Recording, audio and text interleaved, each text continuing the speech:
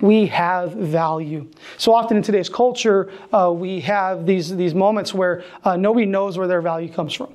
Yeah. We see it frequently. And my first real encounter with this was 6 months into my first youth pastor position. There was a local high school that was near me where 3 kids committed suicide.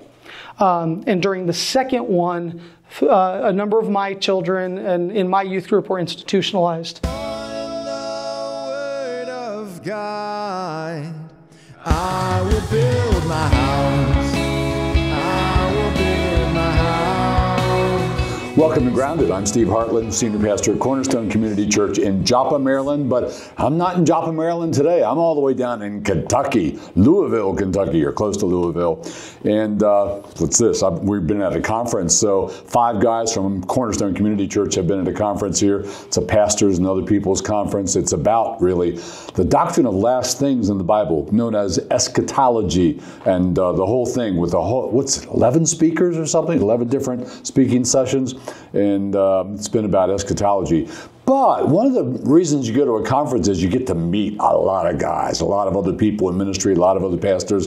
So one of a number of guys I got to meet this week is a guy sitting right here with me. His name is Anton Hall. And Anton, where are you from? Tell us about yourself a little bit. I'm originally from Southern California, but 2.5 years ago, my family and I decided that we were going to come on out, and we have moved out to Northern Kentucky. And I'm the youth and family pastor at Crittenden Baptist Church now. And pretty cool. We're about 10 minutes from the Ark encounter there, and it's a great place. We love it here. Yeah, and I want to go to that Ark thing. So my oldest son and his wife and their kids went to that Ark thing, and they sent us a lot of photos of them standing in front of the Ark and all that. And I thought, man, I want to go there. Plus, I just respect those people and what they're doing. Is it pretty awesome? It's an amazing park. Yeah. I mean, just the sheer size of the Ark itself, but then the content they have, the speakers. In fact, one of the speakers that was here last night, Vody, is going to be there tonight speaking at the Ark. Yeah. Oh, come on! Is he going to stand up on the boat and preach? Yeah.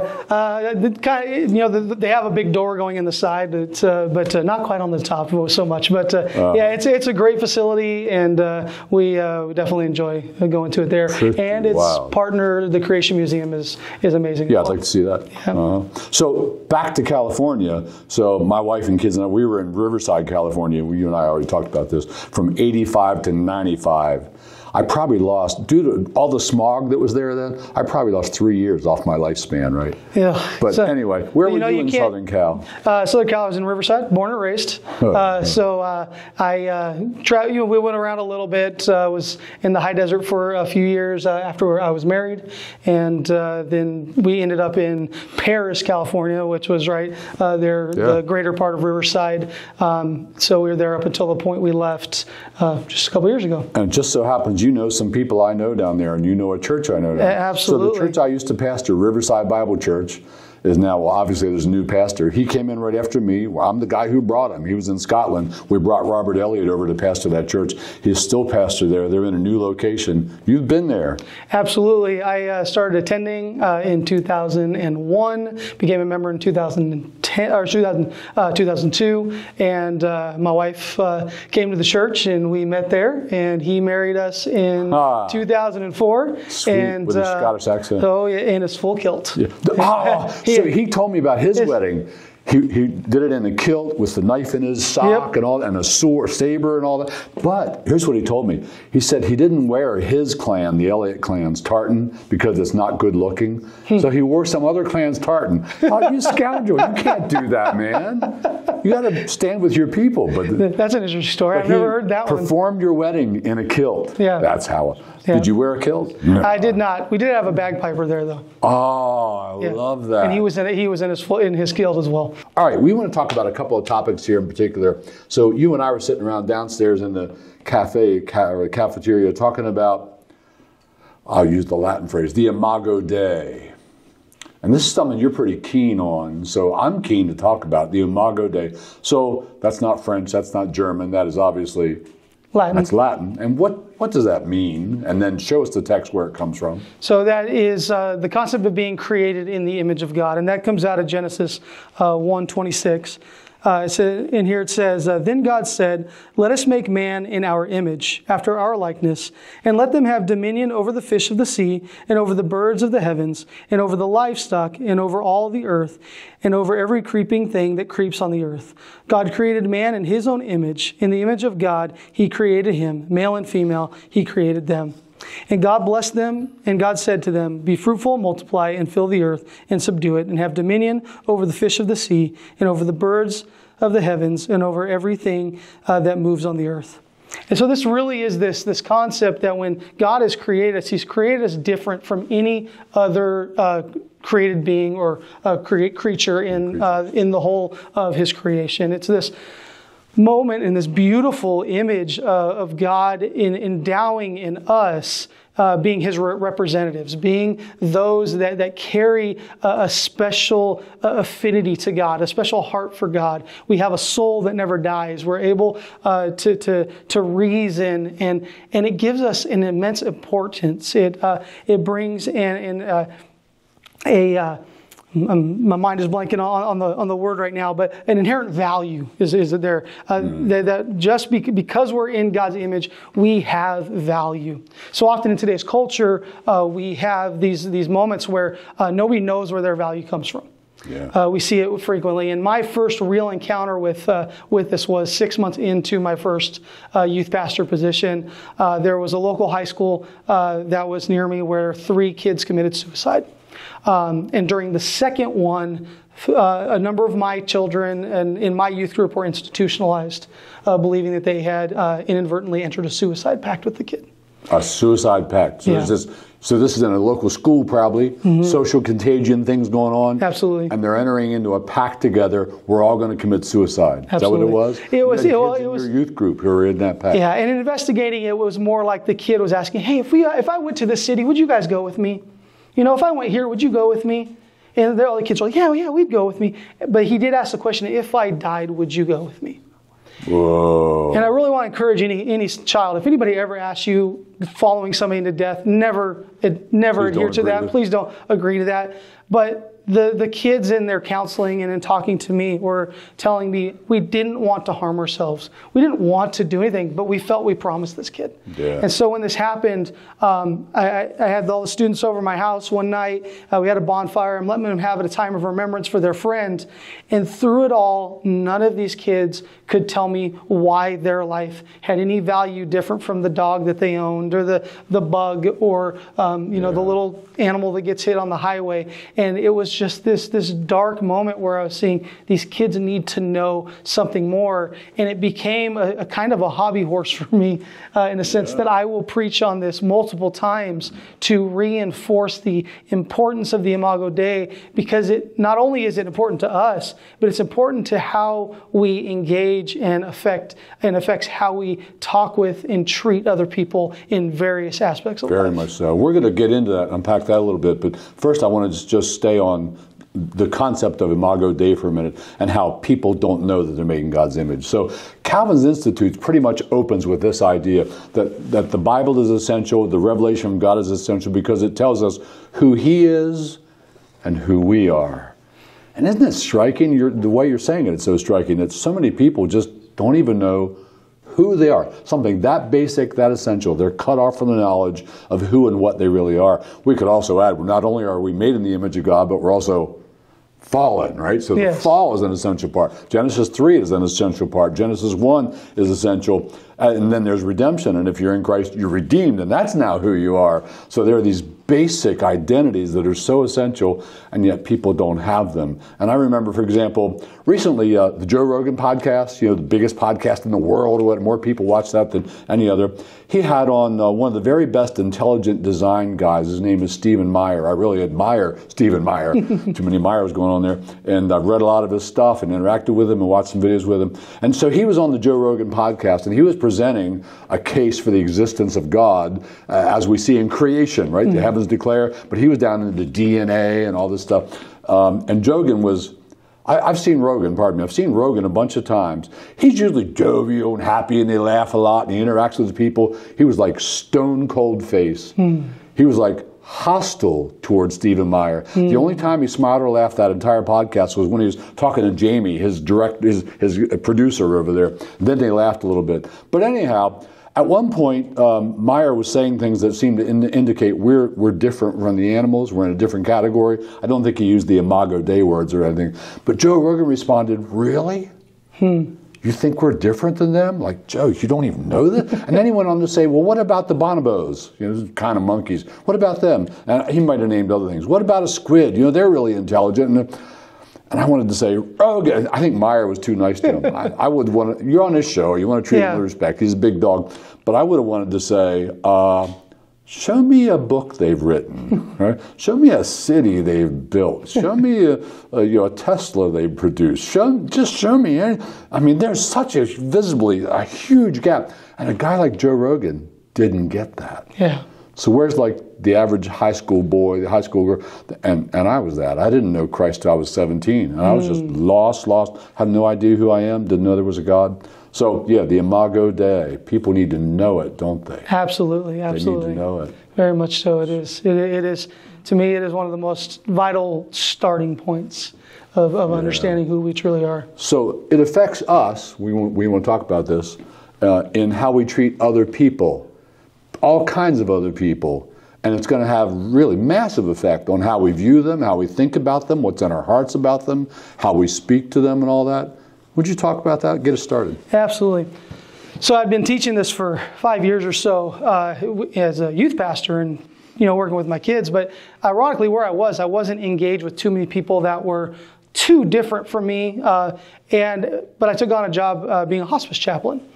And I got done with my training with my mentor and my supervisor there. In the first house I go to, I'm reading through the notes of the previous chaplain, and I come to find out that this couple, or the patient I'm going to, is being cared for by a couple that's a same-sex couple. It's two men, and then I get to the house, and I'm like, first off, I'm a little like, oh, okay. I'm going to be encountered with my belief system here that this affects everybody I do, that I have to give them respect and dignity. And so I walk in this house and start having conversation, and we're having a good time. And then I come to find out that in the middle of this, that this patient had a family that were the good religious people. They were Catholic. They were all the good people in the family. They'd been caring for the patient. And they had completely abused the patient. The patient had bed sores and wounds and open wounds and was just horribly neglected. I just want to address, like, from a theological, biblical vantage point, how can that be? How do we explain that? Well, we do have a biblical explanation for that, and that is that, let's say it wasn't just a Catholic couple, because they maybe not have been converted, right? Yeah. But let's say you had a evangelical, professing Christian couple. They're a member of this church that we're sitting in. They teach Sunday school and whatever. And let's say they treated the patient poorly. How do you explain that?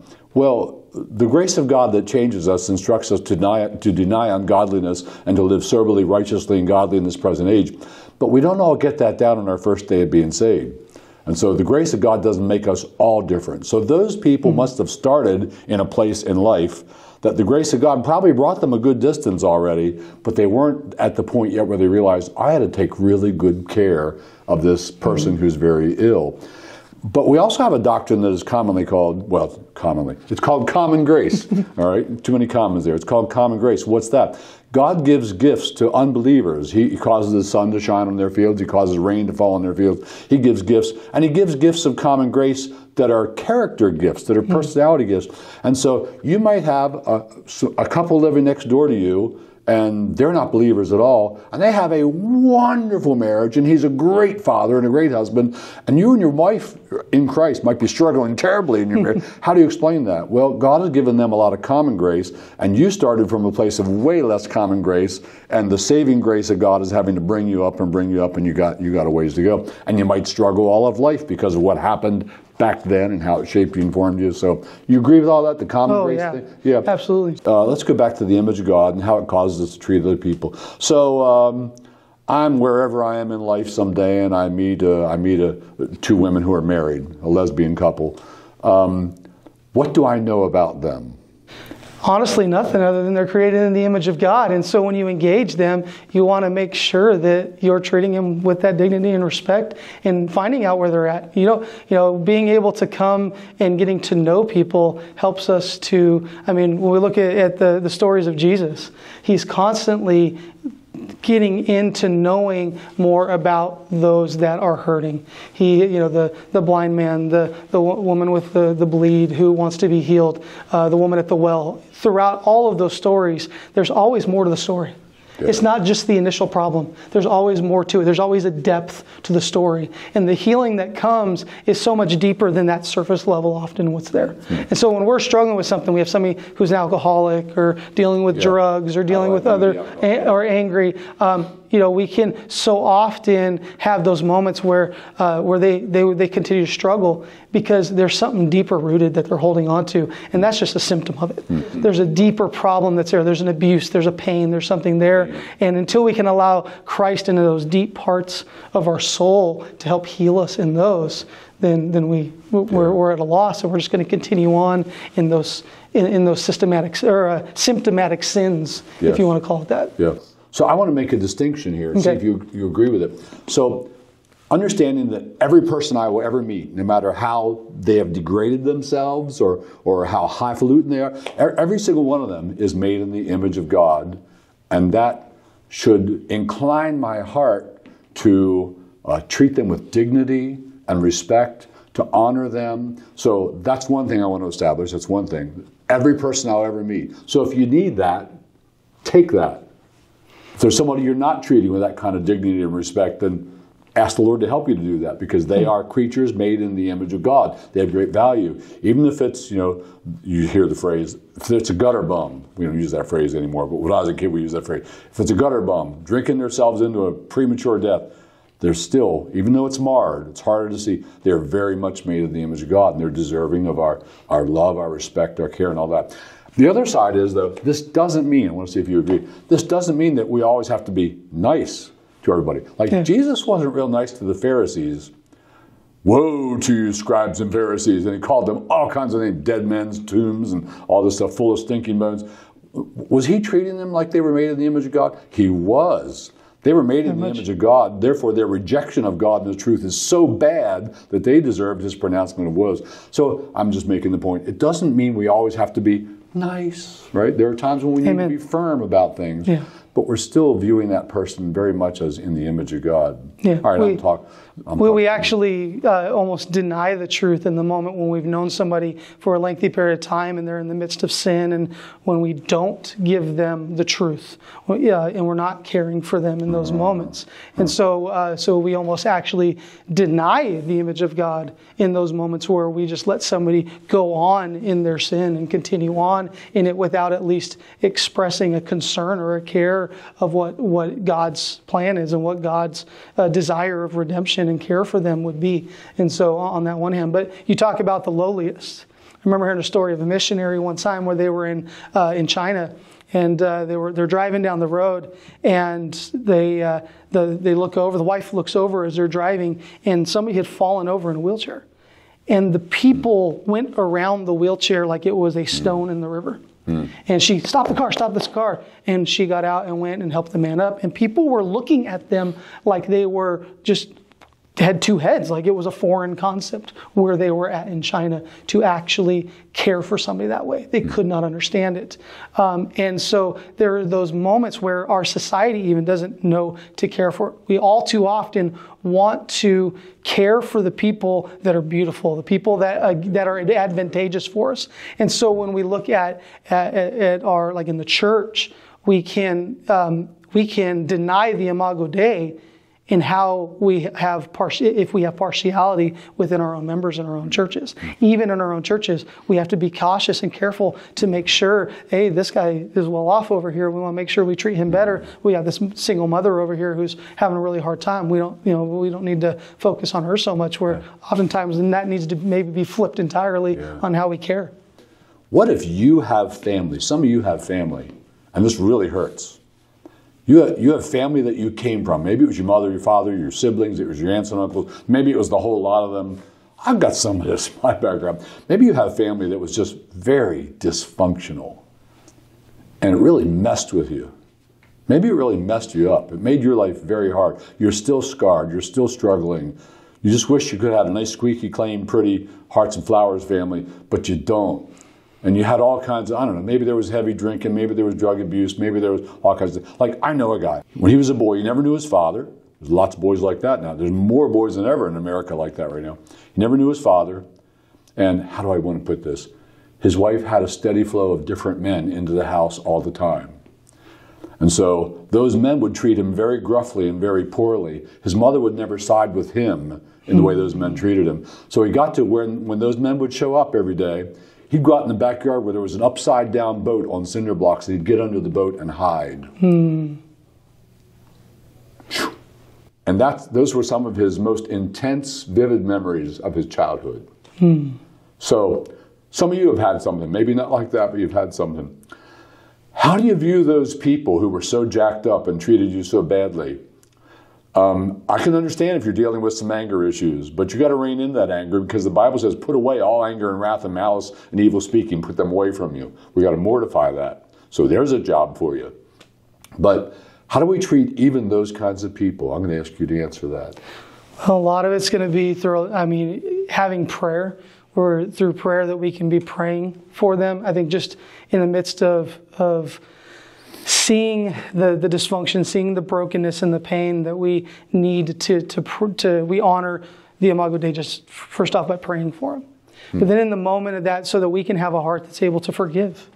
And we need to be able to actually do that. And yeah, there's boundaries that we need to be set. There's things that we need to make sure we're protecting ourselves, of course. But there's ways that we can still honor the spirit that's there of the Imago Dei, to make sure that we're still demonstrating the love of Christ. And like you said, don't have to be nice. It's not always that. Sometimes we have to be firm. Might be real firm. Yeah, we have to be real firm with it. But it's still that moment where we're able to demonstrate still how much Christ's love is able to allow us to forgive, to release us from that bitterness that can often just fester inside when we have those deep-seated wounds. Yeah, I think undoubtedly the worst bitterness I've ever seen, the worst anger I've ever, and I've seen it quite a bit, is when family was just horribly abusive. Like the very people that were supposed to protect you and love you, your aunts and uncles, and instead they physically abused you and stuff like that.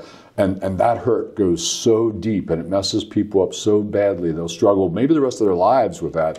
But we can take those things to the cross, we can take those things to Christ, and we can still come to a place where we are so humbled by our own sin that we can understand their sin and say, all right, I can have some compassion on them because they were messed up. Yeah, I want them to know Christ. But there's a lot of this stuff in the world that we pastors run into a lot. we do. Yeah, we're dealing with it a lot. Hurt people too. All right, I want to change topics. Well, I guess it's kind of close to what we were just talking about. You and I got to talking earlier about this thing that you called appropriately church abuse. There may be various kinds of church abuse. So we should talk about how do pastors sometimes abuse their people. They do. Let's admit that. They do. It's important that we pastors recognize that's a very real possibility.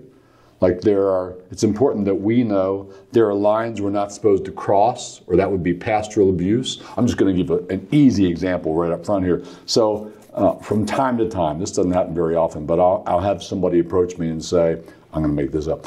I've got an important life decision. I can't decide, do I buy a Ford or a Chevy truck? Ford truck or Chevy truck? Pastor, can you tell me, what's the will of God? Which one should I buy? Not my business, man. I'm not getting into that. Obviously buy a Ford, but it's not my business. I'm not going there. But that was a dumb example. People who ask questions about their lives that aren't my business. It's important I know where to draw the lines. I'm staying out of that. They get to make those decisions. I don't want to be the pastor that's making all the, and if you didn't take my counsel, you're bad. You should have taken my decision. But that's just entry level talking about this. There's serious levels of pastors abusing people. And then I want you to talk about that. Hearing a pastor tell me something that I know if it was ever said to a congregant, it would be devastating. You think, especially those who may have had been a part of like a Catholic church where the priest absolves their sins, and they're committed to the leaders of the church. And to hear a pastor at one point in my life tell me that he would not accept my apology and request for forgiveness. He would not forgive me because I hadn't shown a pattern of repentance over an issue that wasn't even sinful. Wasn't even sinful. Wasn't even sinful. The issue itself wasn't even sinful to start with. It was a complete ideological difference. Often people can't see that that's not sin. Like, I think I'm the target of a lot of things where they think what you're doing is sin. This is not sinful. Show me the command of the Bible. But anyway, so you experienced this. How'd that end? Did it get any better? No. We were out of that church as quickly as we could, and it was unfortunately somebody we'd known for some time, and it was a difficult season for us, both literally and physically in the wilderness for us. Yeah. We were out in the middle of the desert in California, and but it was some time there, and it was a lot of tough years and took us some time, and still recovering from it. Would you say, I'm going to make a guess, actually we talked about this before, but I was guessing, would you say that there are, people abuse this, I don't want to abuse this, were there narcissistic tendencies in that pastor? Very much I'm thinking there were. That's a pattern. Yes. So that's a real cause of pastoral abuse. Somebody who's kind of narcissistic, and they want to be controlling the sheep and telling everybody what to do, and then they get angry when things like there's anger issues that come out and so on. Does this guy have anger issues? Very much. And if you think about this, here where you have, this is on an ideological issue. Can you imagine if you have a congregant coming who's repenting of sin, who's coming into real sin? And you say, well, I'm not going to forgive you repentance unless... the pastor's not going to forgive him. So that's there. And yes, I remember this pastor slamming his fist into the table at my wife at one point in a conversation, and at a church business meeting in front of a church leader. Hey, so let me give you a contrast to that. All right. So I was 18 years old. The day I turned 18, my mom and dad dropped me off at Washington Bible College near Washington, D.C. I was a brand new convert. I showed up at college. I didn't know anything. I'd memorized a few verses, John 3:16, and I thought, man, I'm way ahead of everybody else. I know John 3:16, and I didn't know they were raised in Sunday school and they knew a whole lot. Anyway, so I had a lot of ways to be humbled. But so my first semester, I had Professor Willis Bishop. He looked like an angel. There was a glow about him. He was so godly. He also had no sense of humor. But anyway, so he gave us an exam one day, and he would trust us. You graded your own exam. So you'd take the exam, and then he'd say, now question number 1, the answer was blah, blah, blah. And you grade your own exam. And then at the end of grading your own exam, he'd call you out name by name. He'd say, okay, Steve, what was your grade? And you'd say 86, and he'd write it down. Well, I was a brand new convert, didn't have this part fixed yet. I had been known to cheat sometimes in high school, all right? And so I lied, and I gave him a number that was higher than what I actually scored on the exam, and no one knew, and he wrote it down, and that was that. And I went back to my room. I don't know how long it took. It was probably the next day. I thought, I've lied. I'm not supposed to do that anymore. The word says right there, don't lie. So I went back to him. Now he's going to be in contrast to this pastor who wouldn't receive your forgiveness. Yeah. So I went and told him what I did. And here's pretty much what he said. Well, Steve, has the Lord forgiven you? Yes, I believe he has. I've taken it to the cross. I've gone to Christ. I've repented and all that. He says, then so do I. Don't do it anymore. Pretty cool. That's amazing. Has the Lord forgiven you? Then so do I. But pastoral abuse. I don't know if you have any other examples on the tip of your tongue. Any other thoughts about that? All right, so I knew a pastor in Southern California who was found to have, absconded with hundreds of thousands of dollars unseen from the church budget, but they found him out, and had also been engaged in bad kind of child abuse with children in the church building. And there had been a history of this. And he was found out, and he did jail time. Rightly so. Send that man to jail. Yeah, call the cops, turn him in, and they did, and he went to jail. But that's a whole other level of pastoral abuse there, isn't it? Yeah. Actually, yes. There's another area although it's a great doctrine of church discipline that we hold to, making sure that we hold each other accountable, though seeing it done poorly. Diotrephes. And seeing it done well. So I've actually seen it both, and in one sense, I remember seeing a church where the one of the main leaders in the church, the wife had an affair, and it was quickly found out, done. She was excommunicated immediately.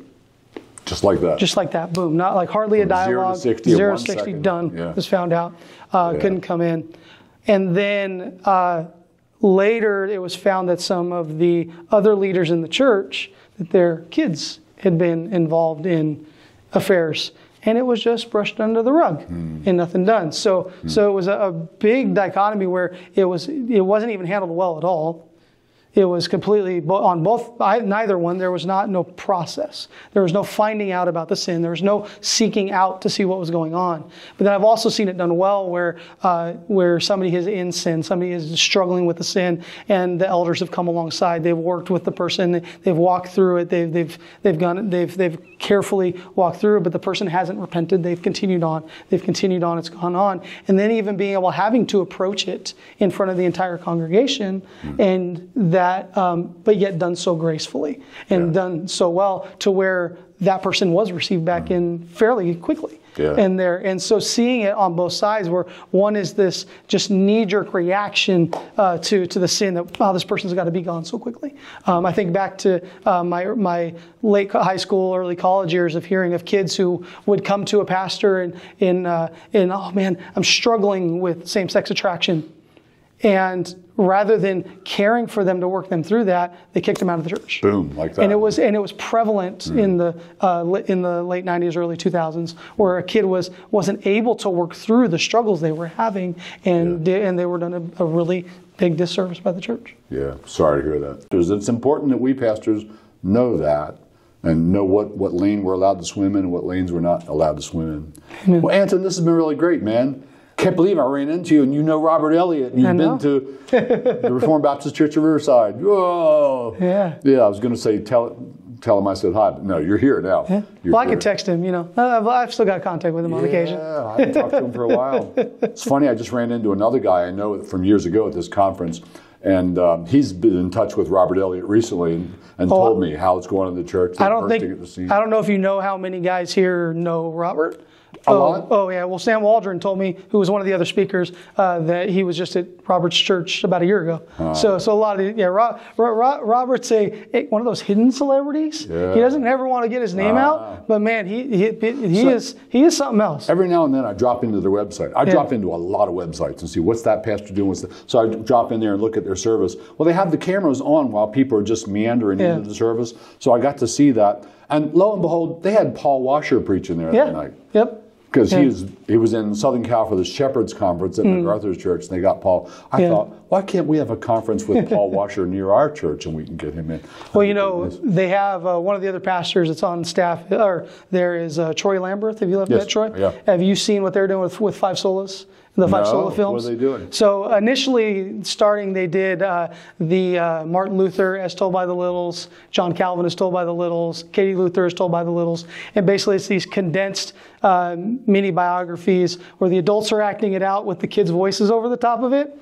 And that's insane. Yeah, they're filming this. And they're filming it. Yeah, so the first three are. I gotta look for them. I think they've done Knox. John Knox and a few others, and they're phenomenal shows. They've done a great job with them. Are these on their website? Yeah. Oh, I got to go see them. So this is the Reformed Baptist Church of Riverside. Go there. So actually, I think it's on YouTube as the Five Sola films. Okay. Look up Five Solas. But go to their website. Yeah.